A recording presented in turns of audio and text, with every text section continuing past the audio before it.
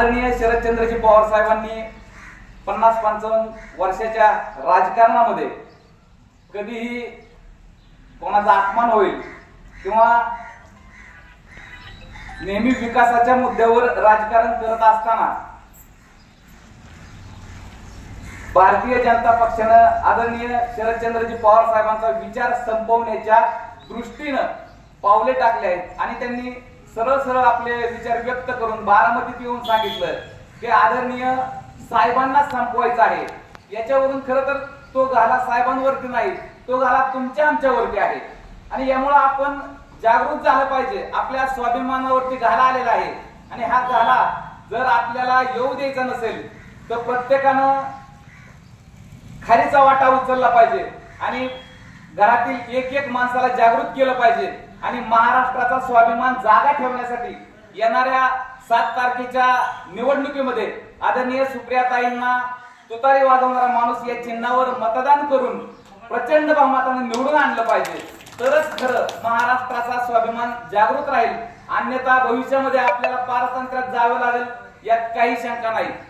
किती भारतीय जनता पार्टी म्हणत असेल की ही लढाई राहुल गांधी विरुद्ध मोदी आहे, तरीही राहुल गांधी विरुद्ध मोदी अशी लढाई नसून ही लढाई आपल्या स्थानिक प्रश्नांची आहे, आपल्या दुधाच्या भावाची आहे, आपल्या कांद्याच्या भावाची आहे, आपल्या पाण्याच्या प्रश्नाची ही निवडणूक आहे। याच्यामुळे त्यांच्या वक्तव्यांकडे लक्ष देऊ नका। त्यांचं गोबेल स्मृतीप्रमाणे काही शब्द काढतात, काही स्लोगन काढतात आणि तेच आपल्या मनावरती ठसवण्याचा प्रयत्न करत असतात आणि त्या माध्यमातून मत चोरण्याचा ते प्रयत्न करतात। आपलं मत चोरीला गेलं नाही पाहिजे या दृष्टीने आपण सर्वांनी जागरूक राहिलं पाहिजे। खरं तर भारतीय जनता पार्टी हे कशा पद्धतीने चोर आहेत आपल्याला लक्षात आले। आपलाच पक्ष त्यांनी चोरलेला आहे आणि त्यांना स्वतःचं शस्त्र घेऊन लढता येत नसल्यामुळे त्यांनी आपल्या शस्त्राचा वापर आपल्यावरती करण्याचा प्रयत्न चालवला आहे।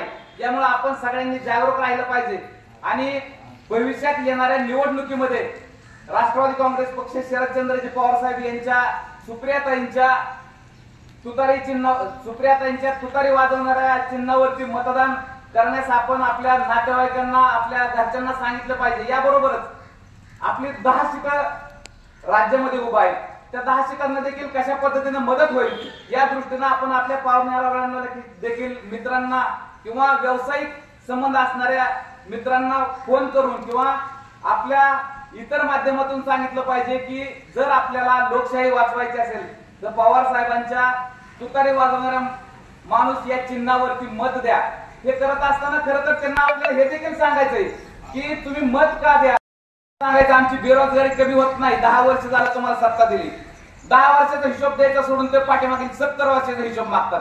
70 वर्षाचा हिशोब मागत असताना त्यांच्या हे लक्षात येत नाही की हे ग्राउंड जे तयार झालेलं आहे सगळं, तुम्ही ज्या ग्राउंडवरून तुमचं विमान उडलंय ते ग्राउंड काँग्रेसच्या काळात जायला आणि ते काँग्रेसच्या काळात होत असताना पवार साहेब हे त्या काँग्रेसच्या सरकारमध्ये होते आणि सगळ्या शेतकऱ्यांची गडी असेल, उद्योगपतींची गडी असेल, सर्वांना समान न्याय द्यायचं काम कुणी केलंय तर काँग्रेस सरकारनं केलेलं आहे आणि आता मात्र फक्त उद्योगपतींचं हे सरकार झालेलं आहे। छोटंसं उदाहरण सांगतो तुम्हाला, उद्या तुम्ही सोनं घ्यायला गेला तर त्याला 3% जीएसटी आहे, मात्र शेतीचा कोणताही भाग घ्यायला गेला, तुम्ही जर जनावरांना खाद्य घ्यायला गेला तर त्याला 18% जीएसटी आहे का नाही? तुम्ही किती लोक जनावर पाहता? 1800 रुपये 1850 रुपयाची गोळीची आणि भुसेची पोत आहे, 18.5% 18% त्याला जीएसटी जातो। याचबरोबर आपल्या सर्वच शेतीमालाला 18% जीएसटी आहे। मग ते काही असं खत टाकायचं असं आपल्या शेतातल्या खताला 18% जीएसटी आहे। आपल्या खिशातून पैसे काढायचं काम या सरकारनं केलं आहे। हे सरकार शेतकऱ्यांचं किंवा सामान्य घटकाचं नाही, तर हे सरकार फक्त उद्योगपतींचं आहे। यामुळे या उद्योगपती धार्जिना सरकारला घालवण्यासाठी आपल्याला पवार साहेबांच्या तुतारी वाजवणाऱ्या माणसाला मदत करायची आहे।